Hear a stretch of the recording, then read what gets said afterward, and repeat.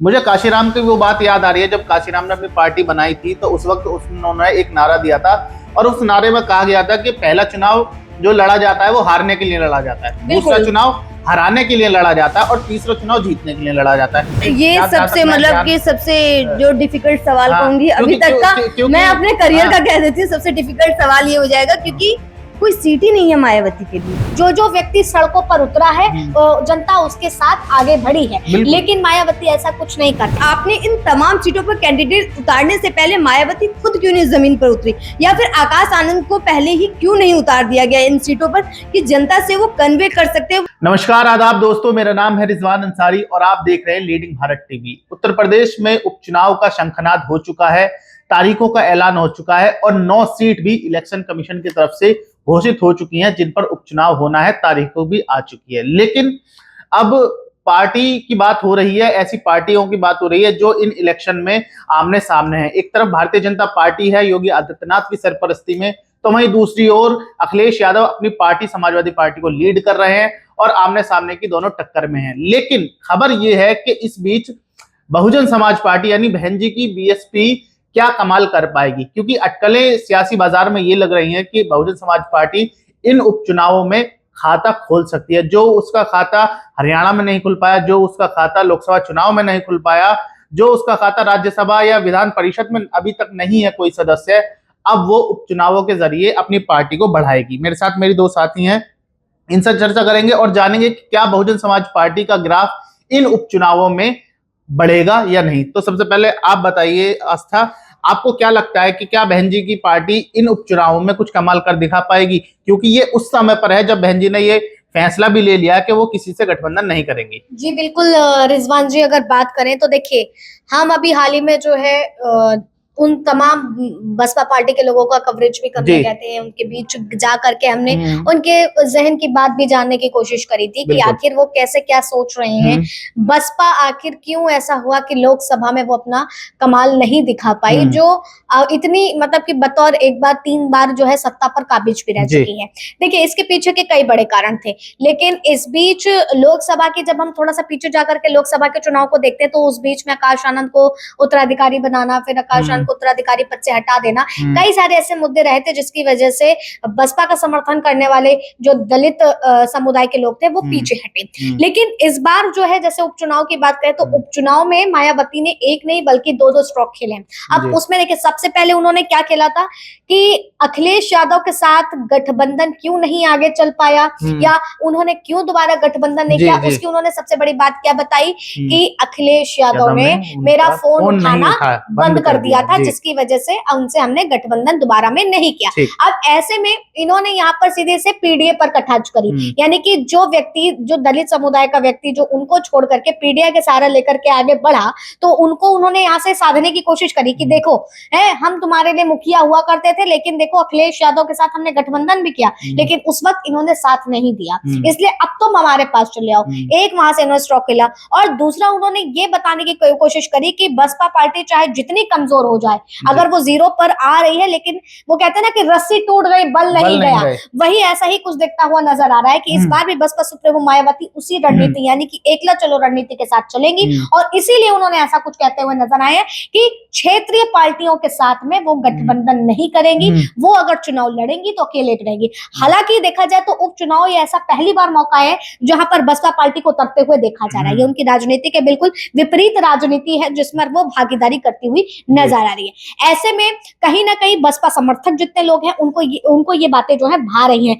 कि बहन जी ने अपनी उन बातों को रखा है, बहन जी जो है एकला चलो की राजनीति करना चाहती है, बहन जी वाकई हमारे बारे में सोचती हैं, इसलिए हो सकता है कि फिर से जो पीडीए को तोड़ करके वो वाला जो पूरा मुद्दा रहा है, जो समर्थक रहे हैं, वो बसपा तक चले जाए। ठीक है कामनी, आपसे एक सवाल है, क्योंकि आप आंकड़े देखती हैं, आंकड़ों की आपको अच्छी जानकारी, तो मैं एक आंकड़ा छोटा सा अपने दर्शकों के लिए निकाल के आया हूं। मैं 2007 से लेकर 2022 तक के यूपी के विधानसभा चुनाव का एक आंकड़ा निकाल के लाया हूं। इसमें साल 2007 में जब पहली और आखिरी बार बहुजन समाज पार्टी की पूर्ण बहुमत की सरकार बनी, उस वक्त इनको सीट मिली थी 206 और इनका वोट परसेंट था 36%। जब साल 2012 में आ जाते हैं, जब अखिलेश यादव मुख्यमंत्री बनाए गए, तो बीएसपी की सीट 206 से घटकर सीधा 80 पर आ गई, वोट परसेंट 36 से 25 पर आ गया। सभी बात करते हैं 2017 की, तो 2017 में जब योगी आदित्यनाथ सीएम बने तो पार्टी की सीट रहेंगी सिर्फ 19 वोट परसेंट, 22% का रह गया। लेकिन साल 2022 का जब चुनाव आता है, वो हम सबने कवर भी करा था एक साथ, तो साल 2022 में सिर्फ एक सीट, वो भी रसना से उमा शंकर जीते, और बताते हैं कि उनकी व्यक्तिगत जीत थी, वो पार्टी की जीत नहीं थी, वो निर्दलीय भी अगर खड़े होते तो वो जीत जाते। तो रसना से उमा शंकर का एक अपना और है उस इलाके में, और सिर्फ वोट मिला पूरी बहुजन समाज पार्टी को पूरे प्रदेश में सिर्फ 12%। लेकिन इसके अलावा एक जब लोकसभा के चुनाव हम देखते हैं साल 2024 के, तो बीएसपी का खाता नहीं खुलता और बीएसपी का जो वोट है सिर्फ 9% पर आकर ठिठक जाता है। इस सब आंकड़े से आप क्या समझ रही हैं? और जब साल 2024 के ही उपचुनाव हो रहे हैं, इसके बाद जो साल 2027 में फाइनल चुनाव है उत्तर प्रदेश का, तो उसमें बसपा कहां तक स्टैंड करेगी? देखिए, सबसे पहली बात, जिस तरीके से आपने आंकड़ों की बात की है, तो ये आंकड़े वाकई में बता रहे हैं कि मायावती, जैसे आस्था ने बोला कि मास्टर स्ट्रोक खेलने की कोशिश कर रही है, एकला चलो की राजनीति कोशिश कर रही है लेकिन पार्टी को खड़ा करने की। यहाँ पर ये साफ साफ समझ आ रहा है कि एकला चलो की राजनीति काम नहीं करने वाली है। हालांकि मायावती ने कल ट्वीट भी किया था, जैसे ही चुनावों का ऐलान होता है उसके बाद कहती है पूरे दमखम के साथ हम 9 सीटों पर चुनाव लड़ेंगे, और उपचुनाव में पहली बार बीएसपी उतर रही है। लेकिन इन सबके बाद ये भी सच्चाई है कि एकला चलो की राजनीति आपकी नहीं चल पाएगी, क्योंकि आपको उन पार्टियों को भी देखना चाहिए था। जिस तरीके से आप देखते हैं कि कांग्रेस जब एकला चलो की राजनीति करती है तो हरियाणा में धराशायी हो जाती है। जहां जहां आप बीजेपी के खिलाफ एकला चलो की राजनीति करेंगे, क्योंकि आप भले ही आप कह दो कि मुझे एसपी से भी प्रॉब्लम है, मुझे कांग्रेस से भी प्रॉब्लम है, लेकिन असल में प्रॉब्लम तो सत्ता में जो होती है उससे होती है। विपक्ष के तमाम वो लोग, उन सब की प्रॉब्लम तो भारतीय जनता पार्टी से आपको मुख्य रूप से होनी चाहिए। तो ऐसे में देखिए, चाहे कितना भी कुछ कर लिया जाए, एकला चलो की राजनीति की स्थिति में मायावती और उनकी पार्टी अभी है भी नहीं। अच्छा, 10% वोट भी नहीं है। मुझे कभी कभी ऐसा लगता है कि मायावती की असली लड़ाई विपक्ष से है ही नहीं, मतलब पक्ष है ही नहीं, वो विपक्ष से लड़ रही वो विपक्ष से ही ज्यादातर समय लड़ते हुए दिखाई देते हैं, वो बीजेपी पे इतना आक्रामक नहीं दिखते। सबसे पहले बिल्कुल यही चीज है रिजवान, सबसे ज्यादा जरूरी तो ये है कि सबसे पहले जो सत्ता में है उसको हटाने के लिए आपको पहले पावर में आना पड़ेगा, उसके बाद जाके आप तमाम लोगों की कमियां निकालिए। पावर में जब बीजेपी है, भारतीय जनता पार्टी है, तो उसकी कमी आपको निकालनी पड़ेगी, उसकी काट निकालनी पड़ेगी, तब जाके आगे कुछ होगा। अगर आप देखेंगे, रणनीति देखेंगे किस तरीके से इंडिया गठबंधन जब बनता है, इंडिया बनता है, तो उसके बाद जाकर कांग्रेस 99 सीट भी ला पाती है। उससे पहले कांग्रेस भी बिल्कुल खत्म होने के कगार पर थी, जिसे कांग्रेस ने समझा। अगर आप महाराष्ट्र में भी देखेंगे तो तमाम पार्टियां गठबंधन के साथ वहां पर सरकार में है। बिल्कुल भारतीय जनता पार्टी जहां जहां देखती है वो कमजोर है, हालांकि बिहार में वो बहुत मजबूत हुई है। महाराष्ट्र में भी सबसे मजबूत और सबसे ज्यादा आंकड़े और सीट उसी को मिले, 158 सीटों पर सहमति बनी है। बिल्कुल, और मतलब अगर पिछली बार की बात करें तो 100 से ज्यादा सीटों पर भारतीय जनता पार्टी जीती। लेकिन इसके बाद भी जहां जहां आप बहुमत नहीं हासिल कर सकते, वहां वहां बीजेपी को भी पता है कि भैया बिना गठबंधन के काम नहीं चलेगा। तो आप ये एकला चलो की राजनीति करके फिर दलित यहाँ पर ये सोचते हैं ना कि हम अपने वोट क्यों वेस्ट करें। मुझे काशीराम की वो बात याद आ रही है, जब काशीराम ने अपनी पार्टी बनाई थी तो उस वक्त उन्होंने एक नारा दिया था, और उस नारे में कहा गया था कि पहला चुनाव जो लड़ा जाता है वो हारने के लिए लड़ा जाता है, दूसरा चुनाव हराने के लिए लड़ा जाता है, और तीसरा चुनाव जीतने के लिए लड़ा जाता है। जो वर्तमान बसपा की स्थिति है इस वक्त, वो ऐसे ही है जैसी वो शुरुआत में थी, यानी उसके पास है कुछ नहीं पाने के लिए, खोने के लिए कुछ नहीं है, पाने के लिए सब कुछ है। तो आस्था, क्या आपको नहीं लगता कि एक बार फिर से गठबंधन का सहारा लिया जाए और ऐसी पार्टियों से गठबंधन किया जाए? बड़ी पार्टी से मत करिए, छोटी पार्टी से करिए। अनुप्रिया पटेल की पार्टी है, पल्लवी पटेल की पार्टी है, संजय निषाद की पार्टी है, ओम प्रकाश राजभर की पार्टी है, ये जो सारी पार्टियों, छोटी छोटी पार्टियों का जमघट है, ये सब उस वर्ग की राजनीति करते हैं जिसकी मायावती डोमिनेट करते हैं, दलित राजनीति। तो आपको नहीं लगता कि मायावती को उन पार्टियों को लामबंद करना चाहिए जो उनके हितैषी हैं, जो उनके समकक्ष राजनीति करती हैं? देखिए, जब हम बसपा पार्टी की बात करते हैं, मायावती की बात करते हैं, तो मायावती की राजनीति औरों से बेहद अलग है। मायावती की जो राजनीति है वो अपने ही पुराने अंदाज में उनको लड़ना बेहतर है। और हम अक्सर जब ये जिक्र करते हैं तो कहते हैं कि बदलते दौर के साथ खुद को भी बदलना बहुत जरूरी हो जाता है।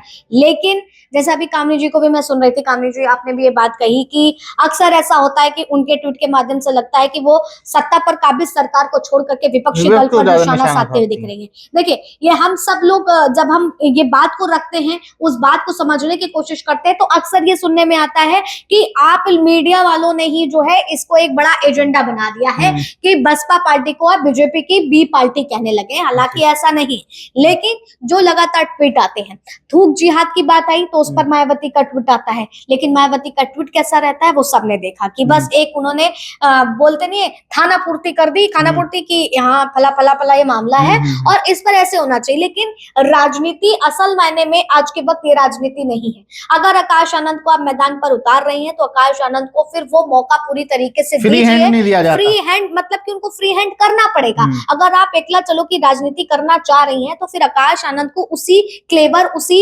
तेवर के साथ में जो है मैदान पर उतारना पड़ेगा जिस अंदाज में चंद्रशेखर जो है दिखाई देते हैं। मुझे तो ऐसा लगता है। और एकला चलो की अभी हाल फिलहाल की अगर बात करें तो अभी एकला चलो की रणनीति उतनी कायम नहीं हो सकती है जब आपकी बुनियाद शुरुआत में जो थी वो हो गई, यानी कि नील बटे सन्नाटा अभी आप हैं। अभी राजनीति जो आस्था आप कह रही हैं कि राजनीति परिस्थितियों के मांग के अनुसार आपको करनी पड़ती है, और आज की परिस्थिति एकला चलो की राजनीति मायावती के लिए सफल होती हुई नहीं दिखती है। मायावती के लिए क्या, किसी भी पार्टी के लिए। अभी हरियाणा का जिक्र आपने खुद किया, कांग्रेस पार्टी जिसने 70 साल अपना राज किया, उसका एक वर्चस्व कायम है। आजादी के समय से उसका नाम चलता आता है, लेकिन उसके बाद भी जब उसने उसको गठबंधन जब तक नहीं किया तब तक इतनी सीट लोकसभा में लाने के लिए भी उसके हाथ पांव फूल गए थे। बिल्कुल। कामनी मुझे ये बताइए, देखिए 9 सीट हैं, उसमें गाजियाबाद की सदर सीट है, कुंदर की सीट है, मीरापुर सीट है, कटहरी, मंझवा, फूलपुर, और ये 9 सीट कुल मिलाकर इन पर उपचुनाव होना है। आपकी नजरों में ये ऐसी कौन सी सीट वो है जहां पर बसपा थोड़ा बहुत प्रभाव रखती है अपना? कोई ऐसी सीट है, या मेरे ख्याल से तो मुझे नहीं लग रहा कि कोई ऐसी सीट। ये सबसे मतलब कि सबसे जो डिफिकल्ट सवाल कहूंगी अभी तक का, मैं अपने करियर का कह देती हूँ, सबसे डिफिकल्ट सवाल ये हो जाएगा क्योंकि कोई सीट ही नहीं है मायावती के लिए। एग्जैक्टली। मतलब बहुजन समाज पार्टी के लिए ऐसे सामान्य तौर पर ये देखा जाता है कि भाई आम बोलचाल में लोग बागों को ये पता होता है कि भाई गाजियाबाद तो बीजेपी की है, बिल्कुल है, गाजियाबाद बीजेपी की सीट है। कुंदर की सीट की हम बात करते हैं, कुंदर की भाई समाजवादी पार्टी का गढ़ है, वहां से आराम से वो सीट निकल जाएगी, आराम से सीट निकल जाएगी। लेकिन इन 10 सीटों में से कोई भी एक सीट मुझे ऐसा ध्यान नहीं आ रही कि जिस पर बहुजन समाज पार्टी थोड़ा बहुत प्रभाव रखती है। वहां पे सामान्य बोलचाल में ये नहीं लोग कह रहे हैं कि यहाँ से बीएसपी की भी निकल सकती है।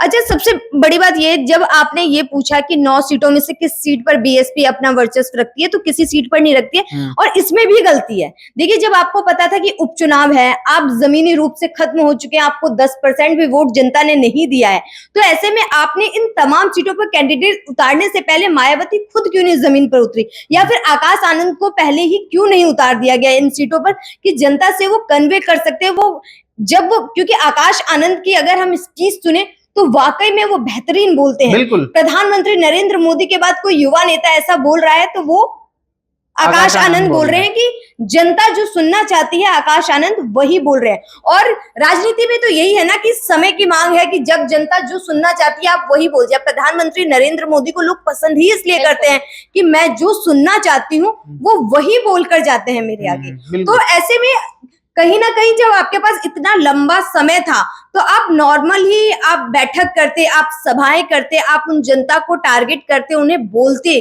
उनसे कन्वे करते, उन कहते कि आपने वोट नहीं दिया, हम फिर भी आपका साथ देंगे। ठीक है आस्था, एक आखिरी सवाल ये लूंगा आपसे कि देखिए मायावती के बारे में कहा जाता है कि मायावती चुनाव के, चाहे वो लोकसभा का चुनाव चाहे विधानसभा का चुनाव, लास्ट के 45 दिन में वो अपने घर से निकलती हैं, हेलीकॉप्टर से जगह जगह रैलियां करती है। उनका पैटर्न सब सेम होता है, सारी रैलियों का बस भाषण सेम होता है, बस जगह नाम बदल जाती है, प्रत्याशी का नाम बदल जाता है। क्या उपचुनाव में ही मायावती का यही पैटर्न देखने को मिल सकता है? और अगर ये मिलता है तो फिर वो बसपा के लिए हानिकारक होगा या नहीं? देखिए, मैंने अभी आपको शुरुआती दौर में बताया कि मायावती की जो राजनीति है वो उससे अलग हट करके कुछ एक्स्ट्रा नहीं करना चाहती है। लेकिन ये सवाल जब ज्यादा जीवंत हो जाता है, जब मायावती वो फैसला लेती हैं कि मैं किसी के साथ गठबंधन नहीं करूंगी। अब तक तो ये गुंजाइश थी कि मायावती किसी के साथ गठबंधन कर सकती है। देखिए, गठबंधन की बात आती तो गठबंधन के लिए तो उन्होंने तब भी मना किया था जब गैस कांड हुआ था कि समाजवादी पार्टी के साथ कभी वो गठबंधन नहीं करेंगी। लेकिन लोकसभा इलेक्शन में देखा गया ना कि 2019 में उन्होंने गठबंधन किया। देखिए, और वहाँ उन्हें फायदा भी हुआ, फायदा भी मिला। 10 सीटें आना बहुत बड़ी बात थी। अखिलेश यादव को 5 सीट और उन्हें 10 सीट मिली। हालांकि मायावती हर बार आरोप लगाती रहती है कि उनके जो वोटर्स हैं वो तो दूसरी पार्टी ले लेती है, वो नहीं ले पाती है। लेकिन अखिलेश यादव शायद इसीलिए उन्होंने फोन उठाना बंद कर दिया होगा कि मायावती अपने वोट उनकी तरफ शिफ्ट नहीं कर पाई थी। जो भी आपसे उनकी मतभेद रही हो, लेकिन जैसा आपने जिक्र किया कि 45 दिन पहले घर से निकलना, कामनी जी ने भी बताया कि अभी तक वो मैदान पर नहीं उतरी है। देखिए, पार्टी की सबसे बड़ी रणनीति जो होती है वो यही होती है, जनता से जुड़ करके। अगर हमारे पास कोई हाथ जोड़ करके मेरे पास आ रहा है, मेरी समस्या को सुन रहा है, मेरे दुख को सुन रहा है, तो मैं समझूंगी कि हाँ, ये व्यक्ति मेरा संगी साथी है।